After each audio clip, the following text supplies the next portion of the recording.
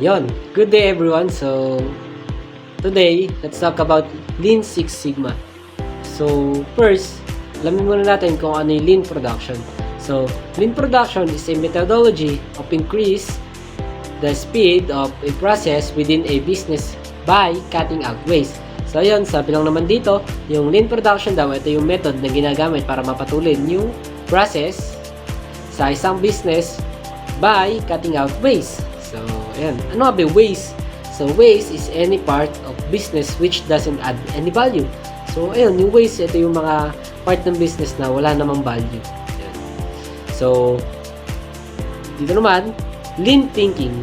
So, ayan, lean thinking originated from its production system. The original ideas were formulated by Sakichi Toyoda in the 1920s and 1930s, but only made the leap to full implementation in the 1950s.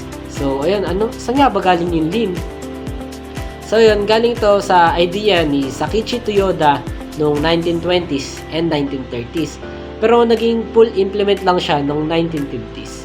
So, ayun, next, ito yung 8 ways of lean manufacturing. So, first, let's talk about transportation. So, what is transportation nga ba? So, transportation is also known as touch or touch, hindi sure. So, it is the unnecessary movement of the materials, equipment, or information. So, ayan, example nga dito, multiple people reviewing the same document, emailing information between people or departments, tapos moving inventory between storage areas, moving equipment or files between work areas. So, ayun, sabi nga rin dito yung at Bahamas Bistro. So, an example of transportation would be shipping supplies between two location. So, ayun, sabi dito yung transportation daw, ito yung mga unnecessary movement of materials. So, ayun nga, binigyan tayo ng example. So, next is inventory. So, ano nga ba inventory? So, inventory refers to storing more supplies or having a higher quality or quantity of materials on hand than needed or when needed. So, examples nga nito, ito yung valuable floor or storage space filled with unused items. So, storing aging assets that quickly became obsolete. And inventory or material filings up before a complicated process step. So, ayun sa Bahamas Bistro.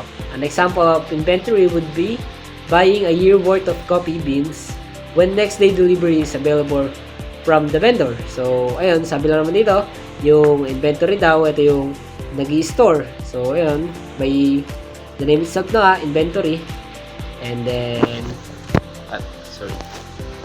So, next is motion. So, what is motion? Motion is any movement. Yan, any movement of people that does add value to the product or service. So, ayan, example, storing frequent use and tools and materials hard to reach places. So, workplace that organized in order. The process being performed, having to open multiple software applications to complete the step, excessive clicks required to perform routine. Ayan, sabi namin dito, at Bahamas Bistro. An example of motion would be frequent trips to the stock room. So, ayun, sabi dito, yung motion, ito yung kahit anong movement ng tao na nag-a-add ng value sa product or service. So, and then next is waiting. So, what is waiting? So, sa lahat, ito yung pinaka-prevalent sa lahat ng waste. So, yan. It refers to the process delays while waiting on people, equipment, materials, or information. So, example, being unavailable to complete a step until receiving a file. A process that is stalled due to a missing signature, and a process step that requires the attention of busy subject matter expert. And then, so ayun, example at the Bahamas Bistro, an example would be customer waiting for their orders. So, ayun. Next reporter tayo, guys. Thank you! Overprocessing. Overprocessing is any effort that doesn't add value to the product or service from the customer perspective. So, ang overprocessing daw ay kahit anumang effort na hindi na magdadagdag ng halaga sa produkto or serbisyo mula sa isang customer. So, ang example nito ay redundant process steps, fields on forms of requiring unused information, the addition of features or services that customers don't need providing a higher level of quality than required. At Bahama Bistro, an example of overprocessing, ito yung mga naglalagay sa makeup ng mga name or kahit ano. Overproduction. Overproduction is making more units earlier or faster in the next step in the process or the customer requires. So, ang paggawa ng mga sobrang production ay maraming unit na kinakailangan na mas maaga or mas mabilis para sa mga kinakailangan ng customer. So, yung example nito ay selecting reply all for emails that only a few need to see, creating unnecessary large batches, printing 20 copies of a report that only 3 people will read. At Bahama Bistro, an example of overproduction. Halimbawa yung sa kape, kailangan nito kada araw dahil mabilis lang ito maubos. Defects. Defects are information, products, or services that are inaccurate, incomplete, or missing. So yung defects daw, ito yung may mga kulang or hindi tugma sa mga produkto or may nawawala. So example, errors that occur over and over. Customer dissatisfaction in a process. Fixing paperwork that is properly or insufficient filled in. Any action that causes the wrong next step, such as shipping to many or to few units or shipping to the wrong address. At Bahama Bistro, ang example ng defect ay ito yung would using milk when a customer requested soy milk. Skills. Skills refers to not making the best use of people experience, knowledge, skills, creativity, or capability. So sa skills naman, ang lagi nila hinahanap yung may experience, yung may nalalaman about sa work, tsaka yung mga skills, tapos yung pagiging malikhaing nila. So, example nito, tas yung skills requiring employees to constantly ask for permission or approval. Not offering employees the training to expand their abilities.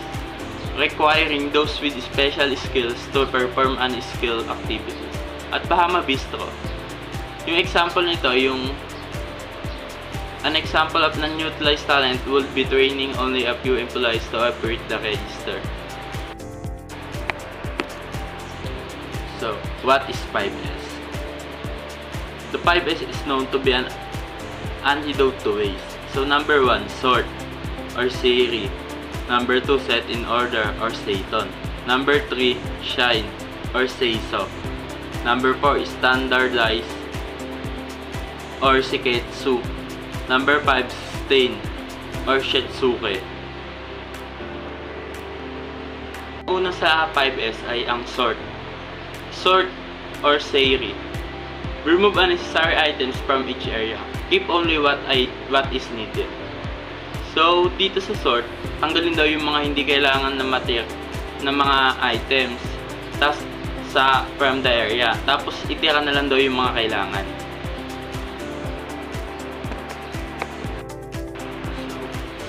So, number 2 ng 5S, ito yung set in order. So, or seton, a place for everything and everything in its place. Dapat, kung saan ito dapat nakalagay, dun lang dapat ilalagay. Set in order achieving level. Level 1, just beginning. Items are placed randomly throughout the workplace. Level 2, focus on the basics. Needed items are safely stored and organized according to frequent of use. Level 3, make it visual. Needed items are outlined, dedicated, locations are properly labeled, and required quantities are determined. Level 4, focus on reliability. Needed items in work area minimize in number and are properly arranged for retrieval and use. Level 5, continuously improve. Needed items can be retrieved within 30 seconds and require a minimum number of steps. In Level 1, the items are just scattered everywhere in workplace. Level 2, the items are stored safely and organized based on how often they use. Level 3, the items have their own designated spots. They're properly labeled and the right amount of each item is determined. Level 4, the work area is minimized and the items are arranged in a way that makes it easy to grab and use them. Level 5, you can find any item you need in just 30 seconds or less, and it takes only a few steps to get it. Shine. Shine or say so, cleaning and inspecting the workplace, tools, and machinery on regular basis to expose problems. Ang shine ay paglilinis at pag-inspeksyon ng lugar ng trabaho, mga kasangkapan at makinarya sa regular na batayan para makita ang mga posibleng problema. Ang larawan ay nagpapakita ng isang bintana na malinis at makintab na sumisimbolo ng isang malinis at maayos na lugar sa trabaho. Standardize. Standardize or Shiketsu. Develop a standard procedures and protocols for the first 3 rules. Ang standardize ay nangangahulugang pagbuo ng mga pamantayang proseso at protocol para sa unang 3 hakbang ng 5S. Sort, set in order, at shine. Ang larawan ay nagpapakita ng isang start ng naglilista ng iba't ibang mga gawain na dapat gawin sa isang regular na batayan upang mapanatili ang isang maayos at epektibong lugar ng trabaho. Sustain or tinatawag na Shitsuke. Create a system which will monitor and ensure that the standardized procedure is consistently being performed. Ang sustain ay nangangahulugang pagpapanatili ng mga pamantayang proseso at protocol na naitatag sa unang 4 na hakbang ng 5S. Sort, set in order, shine, at standardize. Ang larawan ay nagpapakita ng isang sistema na nagmo-monitor at tinitiyak na ang mga pamantayan ay patuloy na sinusunod. Pull system. A pull system is a method for controlling the flow of resources through a process. The goal of such a system is to replace only what has been consumed at the optimal time. It is called the pull system because resources are pulled into the pipeline only as they are needed or requested. This differs from a push system which attempts to use forecasts and schedules to drive the flow of production. This system requires constant and precise monitoring of demands, which is done using Kanban.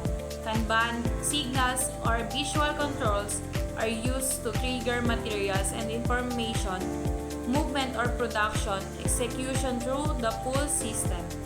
The goal for the system is to support continuous flow, make one, move one. The Kanban pull system is a way of synchronizing the materials and information flow of this connected process enable just-in-time production. Ang pull system ay nangangailangan ng patuloy at tumpak na pagmamonitor ng mga pangangailangan na ginagawa gamit ang Kanban. Ang Kanban ay mga signal o visual control na nag-trigger ng paggalaw ng mga materyales o impormasyon o pagpapatupad ng produksyon sa pull system. Ang layunin ng Kanban ay suportahan ang continuous flow, make one, move one. Ang Kanban pull system ay isang paraan ng pag-synchronize ng daloy ng materyales at impormasyon sa mga nakahiwalay na proseso upang maiayos ang just-in-time production. Continuous flow, make one, move one. Batch and push processing, large lot production, forecasted demand, high inventory manufacturing waste, high efficiency with low system productivity. Continuous flow, make one, move one. Small lot production based on customer demand, low inventory, low manufacturing waste, demand flexibility, high system productivity. Batch processing involves producing large quantities of a product at once. Based on forecasted demand, this leads to high inventory, potential waste, and lower system productivity. Continuous flow focuses on producing small batches based on actual customer demand. This results in lower inventory, less waste, greater flexibility, and higher system productivity. This image uses a visual representation of circuits to illustrate the processing time difference between the two methods, highlighting the efficiency of continuous flow. Push system versus pull system. Push, production approximation, anticipated use, large inventory, risk of waste, poor communication. Pull, production precision, actual use, low inventory, lower waste, better communicate. Ang push system ay madalas na nagre-resulta ng masamang komunikasyon dahil sa hindi laging alam ng mga tao kung ano ang kailangan. Ang pull system naman ay nagpapabuti ng komunikasyon dahil alam ng mga tao kung ano ang kailangan at kailan kailangan ito. JIT production. Just-in-time production minimizes the time, labor, and materials in a manufacturing process. This system ensures that goods are being produced only as they are needed. The desired outcome is a streamlined production system that maintains a minimal amount of on-site raw materials, minimal wait times in production process, and small batch sizes. JIT production uses the principle of pull system. The benefits within JIT system are low working capital since inventory levels are quite low. Reduction for needed space and materials for handling goods since there is no filling up too many stocks in the process. The main pitfall with a just-in-time system is that an interruption to the system can quickly shut down the process since there is no buffer built into the system.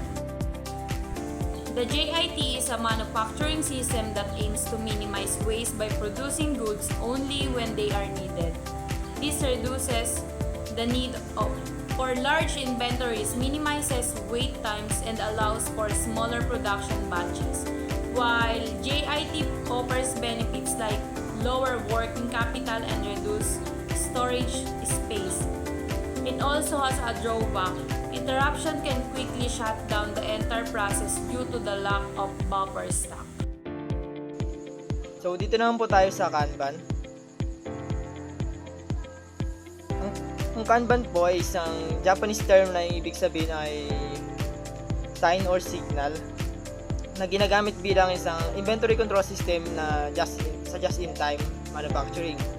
So pinakilala ito ni Taiichi Ohno na isang industrial engineer sa Toyota.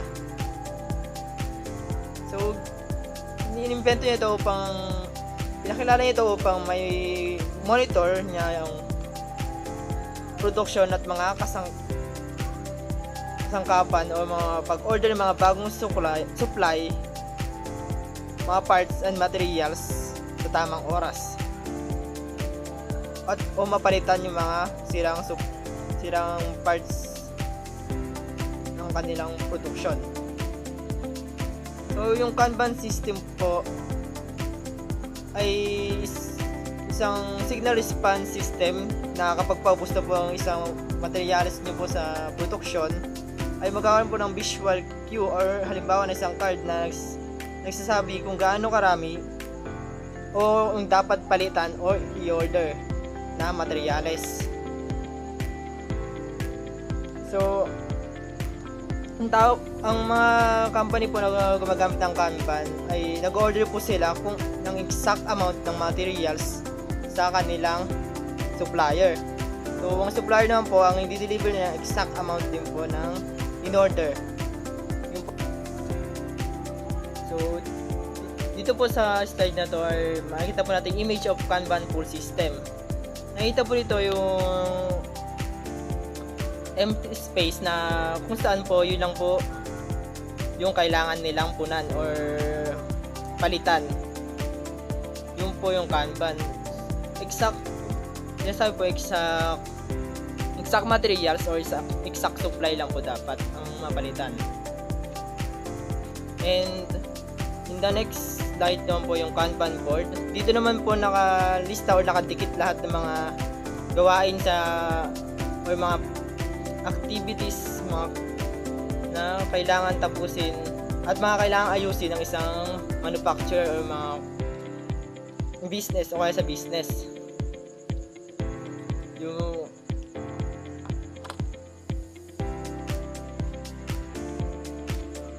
So dito po sa Six Sigma, yung Six Sigma po ay isang concept of statistics na nagpapakita kung gaano kalaki ang pagkakaiba o variation sa proseso kumpara sa mga customer specifications.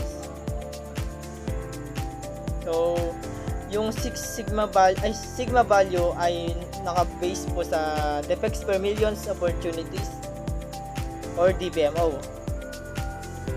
So yung Six Sigma po ay katumbas ng 3.4 damage per millions of opportunities na nangangahulugan na sobrang liit ng tsansa or error sa proseso. Pag meron pong sa ganitong antas mayroon pong halos 99.99966% ng mga produkto o serbisyo ay walang depekto or napakababa na po ng tsansa na magkakaroon ng depekto nito. So sa madaling salita po ay pag nakaabot po ng Six Sigma ang produkto mo ay halos perfecto na ang kalidad ng output mo dahil napakaliit na po ng tsansa na pagkakaroon ng mga depekto sa iyong produkto.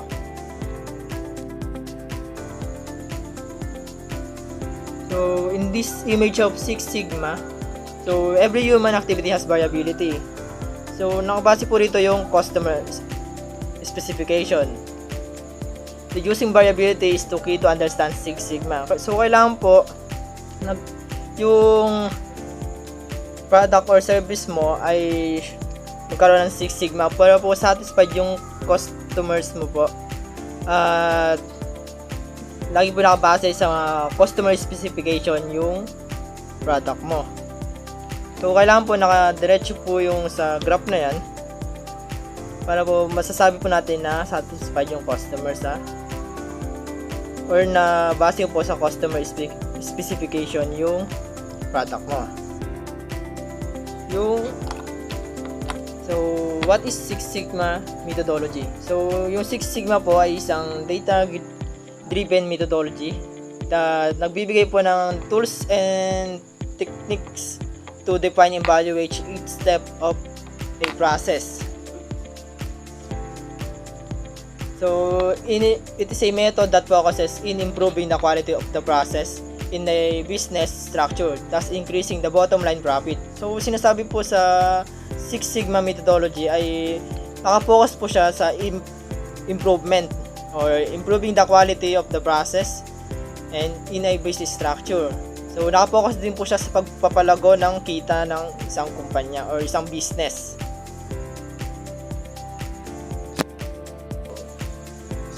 Six Sigma methodologies. So there are two types of Six Sigma methodologies. Or una na lang po dyan yung DMAIC or Define, Measure, Analyze, Improve, and Control. Yung method po na yon ay ginagamit upang ma-improve yung current capabilities or mapalago ito at may ayos palalo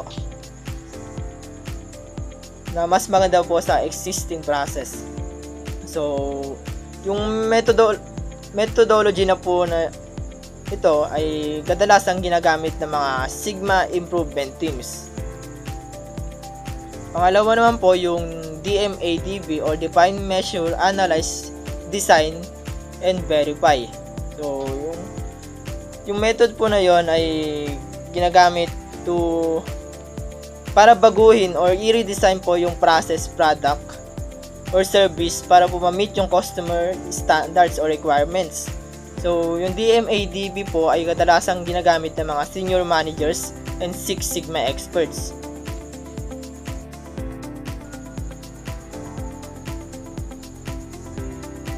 Yung Six Sigma po ay nag-start sa corporation in the mid-1980s when yung isa pong kumpanya na nakadiscover ng products with high standard or field pass yield na made it through the production process defect-free. Kung wala pong depekto yung product nyo, ay mas madali po siyang may result or mas madali po siyang tangkilikin ng mga tao. So, really failed in actual use, resulting in higher customer satisfaction. So, kung mas matibay po yung product nyo or nakabase po siya sa standard ng customer nyo, na bihira lang po siya mag-fail.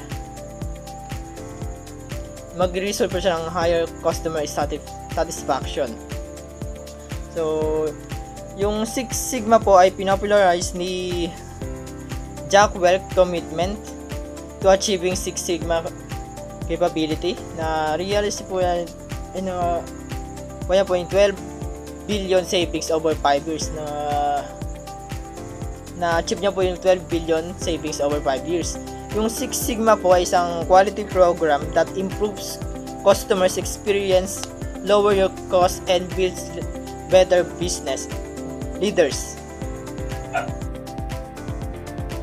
So, in this slide, pag-usapan lang po natin yung DMAIC, yung Six Sigma methodologies. Yung una po dyan yung define, identify problems within the system process. So, yung define po ang tumutukoy ng problema sa system. So, measure naman po, collect data from the process where problems occur to verify its current performance. So, yung measure po ay correct ng data kung saan po nanggaling yung pinaka-problema ng system or ng process para po ma-verify ang performance nito.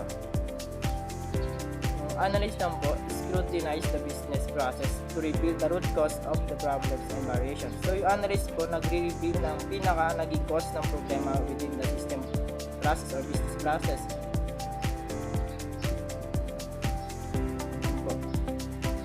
Improve, develop gap closure action steps, and implement changes based on root cause being analyzed. So, yung improve po ay nag-improve ng root cause ng problem or siya po pinapalitan niya po yung mga naging problema sa business process na na-analyze po.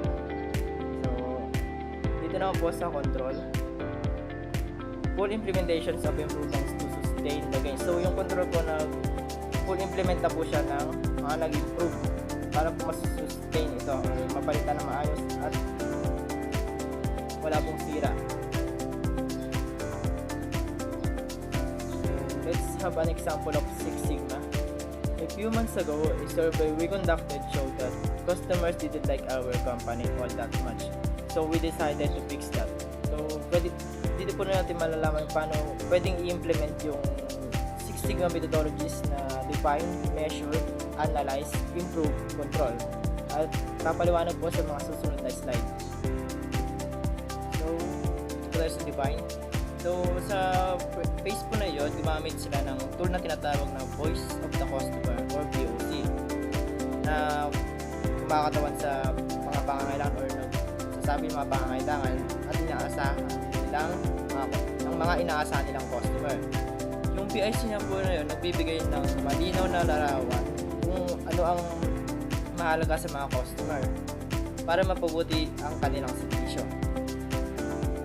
So yung POC po ay merong prompt delivery na nagsasabi kung ano ang nais ng mga customers na mabilis at nasa tamang oras ang pag-deliver ng mga produkto. Tamang product selection or inaasahan nilang makuha kung ano naman po ang kanilang in-order. Yung correct knowledgeable distribution team. So gusto po ng customer na yung distribution team ay may sapat na kaalaman sa mga produkto at processes upang masigurong tama ang serbisyo ng isang business.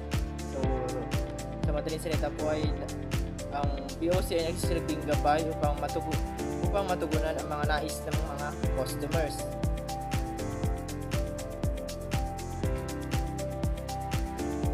answer naman po, we wanted to determine why the customers didn't like our company. So we performed data collection.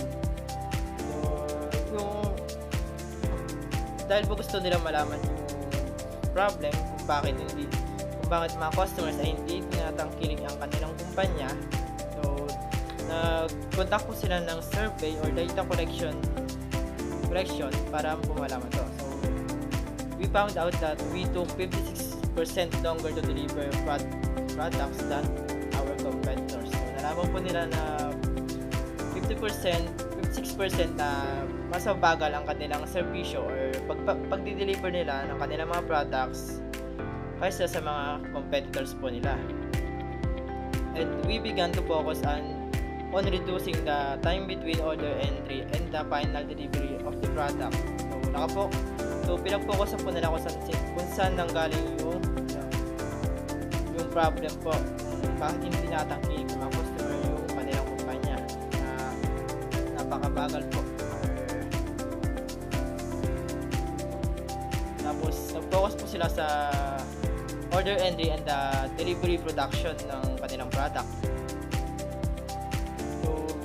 Dito po sa analyze, so natukoy na po nila kung ano yung problema ng kanilang kumpanya. So yun po yung slow delivery process. So and nagtanong pa po sila ng mga further question kung bakit yung delivery nila ay napakabagal. So, meron po dito po yung mga sagot. Number 1 po is inaccurate sales plans. So, hindi tama ang kanilang sales forecast. Kaya hindi sila nagpaplano ng maayos para sa demand. Issues on safety stocks. So, hindi sapat o hindi maayos ang safety stock. Kaya nagkukulang ang kanilang mga produkto pag kinakailangan. And issues with vendors delivery performances. So, hindi consistent ang kanilang performance sa kanilang mga supplier. And nakaka-epekto po ito sa inventory kanilang inventory or delivery times. And lastly, falling behind on the manufacturing schedule. So napag-iwanan po sila sa mga production ng mga ibang kumpanya kaya hindi nila natutugunan ang kanilang delivery deadlines. So dahil po sa mga problema na yun ay bagal ang kanilang process ng pag-deliver sa kanilang mga customers. Analyze. So, yung further analysis show that 80% of our sales came from our product. So, dito, sa kanilang pagsusuri daw, na kailangan maipakita yung 80% ng kanilang benta ay nagmula sa kanilang produkto. Tapos, we didn't have enough safety stock to get 30% of our product to the customer who required it. So, wala silang sapat na safety stock para maipadala yung 30% ng kanilang produkto sa mga customer, yung sa mga nangangailangan nito or may mga gustong bumili. So, dito naman sa improve, we began to focus on solving this problem. So, dito, nagsimula na silang tutukan yung mga paglutas na problema dito. Halimbawa na lang yung mga sa produkto nila, sa makina, yung ganon. Tinitignan na nila mabuti kung may mga problema dito para hindi din makabala sa kanila. So, we began having monthly reviews to ensure our in-demand product stay in demand. So, dito, nagsagawa din sila ng buwan ng pagsusuri sa kanilang mga produkto or ano man, para matiyak na yung kanilang produkto ay mataas na demand pa rin at mananatiling in demand pa rin ito sa kasalukuyan. So another thing, we focus on was to order and provide the customer with the products they wanted. So dito naman, yung isa pang bagay na binibigyan nilang pansin, yung pag-order at yung pagbibigay sa mga customer ng produktong nais nila. So dito, kailangan maibigay dapat nila kung ano talaga yung gusto ng kanilang customer, kung ano yung binili or in-order. So, dito naman sa control. We created prods to monitor sales on our best-selling 30% of products. So, each year, we would review how well the production did and replace it with a different topic it was falling out of demand. So, dito naman, nag-isip sila ng ibang technique para mas subaybayan yung benta nila na 30% sa pinakamabentang produkto. So, dito, bawat taon, sinusuri nila yung performance ng produkto ito upang matukoy kung patuloy pa rin ba itong in demand or mabilis sa mga tao. Kung makita nila na bumababa yung benta, so handa na silang palitan ng itong bagong produkto or or mas pagandahin pa nila. So, tas yung layunin nila dapat yung mapanatili nila na yung kasikatan ng kanilang produkto o yung kanilang mga negosyo. Dapat hindi bababa yung benta nila. Another example is cleaning the garage. Imagine you want to clean up your garage so you can fit a new motorcycle inside. You could use lean method to accomplish this goal. So define natin, identify the scope of the cleaning project. So obvious naman, cleaning the garage. Garage lang yung lilinisan mo, hindi yung buong bahay. Sa measure naman, place of the square footage of overall garage and of the open floor space. Set a goal for required amount of open floor space. So, eto, pwede mo naman tignan lang para masukat. Hindi mo kailangan gumamit ng kung ano-ano. So, analyze, understand the types of amount of materials currently in the place and available storage location. Analyze mo din kung gaano kadami yung mga nakalagay doon at kung ilan pa yung space na pwede mo ilagay. Sa improve, use lean tools like 5S spaghetti diagram to execute cleaning and organizing, including removing unessential materials. Install improved vertical storage facilities to minimize floor space use. So, eto, improve mo yung mga space. Kunyari, pwede kang maglagay ng cabinet tapos gamitan mo ng 5S para maayos yung lugar. Sa control naman, level storage pots. Put after photos in place as ongoing targets. Conduct weekly audits to ensure stuff doesn't accumulate. So, para hindi ganong mapuno. So, tatansyahin mo din para hindi ganong mapuno. The Lean Six Sigma Toolbox. Ito yung mga nakapaloob sa Lean Six Sigma Toolbox. Analyzing of variance, box plots, brainstorming, cause-effect diagram, correlation and regression, design of experiments, graphs and charts, histograms, hypothesis testing, Pareto analysis, process capability studies, process control plans, process flow diagrams, quality function development, response surface method, scatter diagram, standard operating procedures, statistical process control. The birth of Lean Six Sigma. So, sa Lean focus on eliminating the waste, thus improving speed and efficiency. So, sa Lean, nagpo-focus siya sa pag-aalis ng mga waste para mas ma-improve yung bilis tapos efficiency ng pagkaagaw. So, Six Sigma focuses on process improving by eliminating defect, thus improving quality. Sa Six Sigma naman, quality yung ini-improve pero ang tinatanggal yung defects. Combining the two, which is called Lean Six Sigma, it solves all issues within the system, thus ensuring profit for businesses. Pag pinagsama mo daw yung dalawa, masosolve daw yung issue mo tapos mas kikita ka sa business. the benefits of Lean Six Sigma. Number 1 is reduce waste. So, sinabi naman kanina sa Lean na nire-reduce yung waste ng Number 2, you will be more effective. So, sabi nga, pag pinagsama mo yung dalawa, mas magiging efficient yung trabaho mo. Number 3, makes fewer mistakes.